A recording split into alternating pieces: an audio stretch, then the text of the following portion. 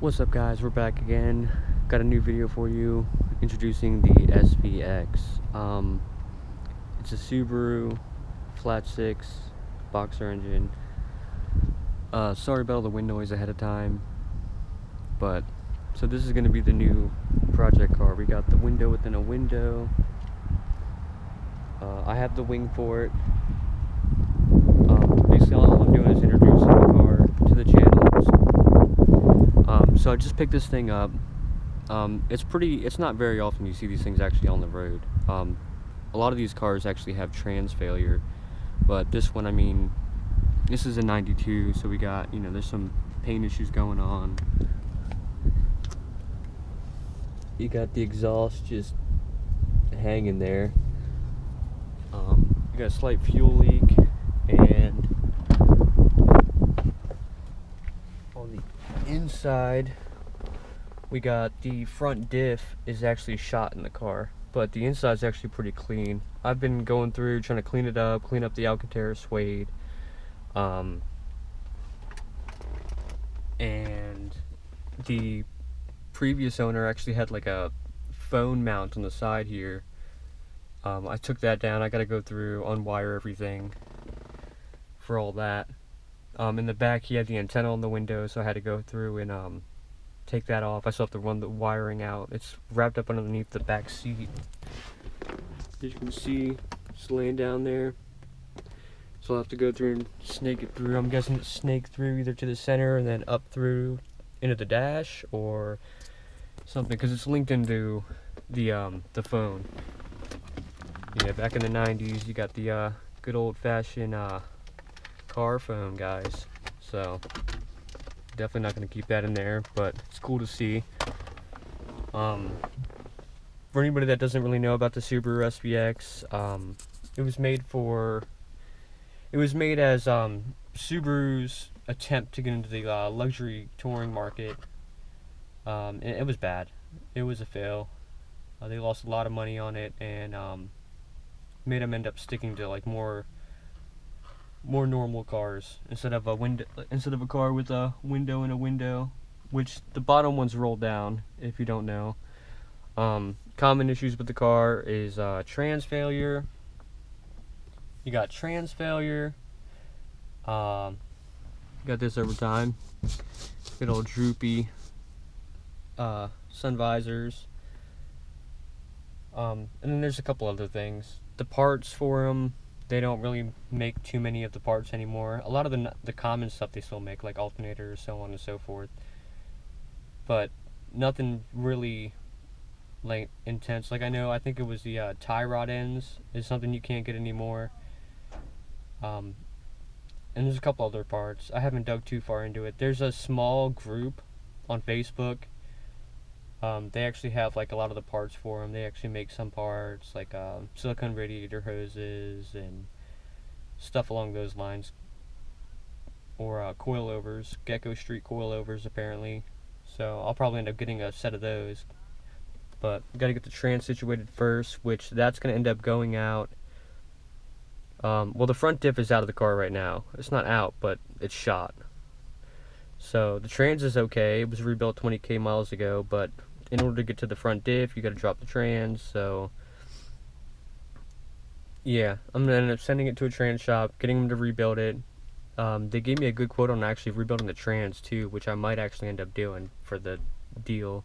Good deal and good warranty with it. So even though it was rebuilt 30,000 miles ago, I might as well just redo it again and have it last for a while. Even though the Genesis is manual, and I'd prefer this to have an STI trans in it, but for right now, to fix all the kinks around the car, I think I'm going to keep it in automatic just for now.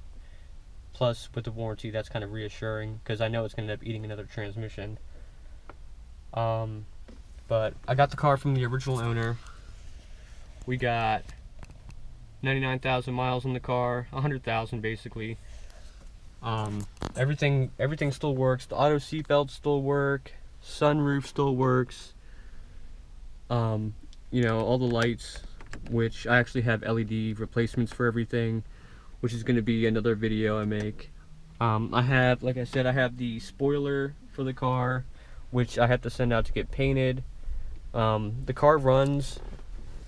It runs, but it doesn't drive.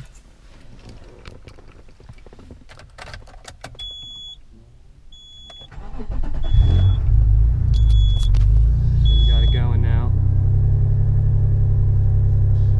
Everything's good. And since this is since this was the higher package model it came with, so you got the leather seats, leather e-brake, leather shift knob, the Alcantara suede instead of the leather.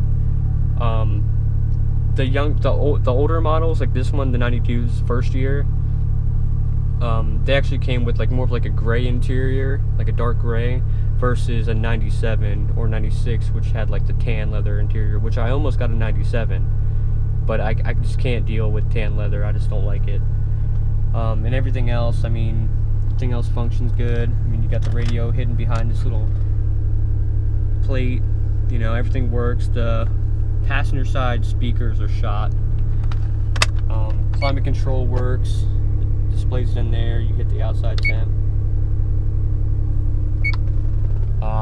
We also got the heated mirrors, running lights, power mirrors, power driver's seat, manual passenger seat. Overall, the car is in pretty decent shape on the interior, but like I said, I can't do anything if the front diff is shot. Once the transmission's rebuilt in the car, though, pull that out before that gets annoying. Once the transmission gets rebuilt, or the front diff gets rebuilt, and depending on the cost of the trans, I'll probably end up getting the whole thing rebuilt. Definitely going with tint, because, yeah, I mean, it's a lot of window, so, here, so, you know, all the windows work in it. Brand new window motors in 2010, so those should last a while. And then obviously I was thinking about getting wheels for it, an exhaust for it. I ordered a Canon drop-in filter for the intake because they don't really make anything aftermarket wise. That's all custom parts, and I don't want to run a metal tube in there because that'll just heat soak. So, but I got this car as like a winter project, something for fun. I mean, I did get a decent deal on it, and I got it from the original owner with all the receipts, including the window sticker. So, I mean, that's pretty cool. But that way the Mustang and the Genesis have, you know, a little friend in the wintertime. Plus, the Genesis I want to end up boosting, so I need something more to drive around all the time versus driving around a built-up Genesis, because I can only imagine, I mean, it'll probably be reliable for the most part, but I don't know how reliable it will actually be. But this is just an update video showing you guys, you know, so an introduction basically of the Subaru SVX. You don't really see many of these anymore, because I mean, I understand the window thing gets people, it's a little weird, and the transmission thing, that's kind of an issue, but I mean, every car has its issues. So, but yep, that was pretty much it, you guys. Just a quick update video, showing you guys the SVX.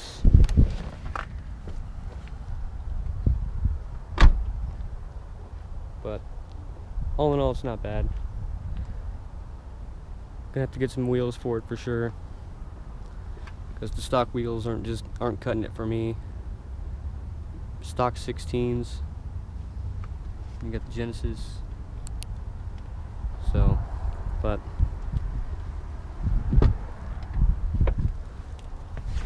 if you want to see more videos of the SVX and me building it up, which I'm definitely gonna do stuff to it. I mean, like I'm gonna end up tinting it, intake, probably an exhaust, which I have to run custom because they don't make a catback. And then honestly, probably down the road, I'm gonna end up SDI swapping the trans. So it all depends on how everything goes. But if you want to stay tuned with the SVX or even the Genesis or the Mustang, go ahead, subscribe to the channel down below. If you like the SVX, or if you want to know more information about the SVX, I've had a couple of these, so I know a couple things about them. Go ahead, leave a like, drop a comment, and like always, stay safe, guys, and thanks for watching.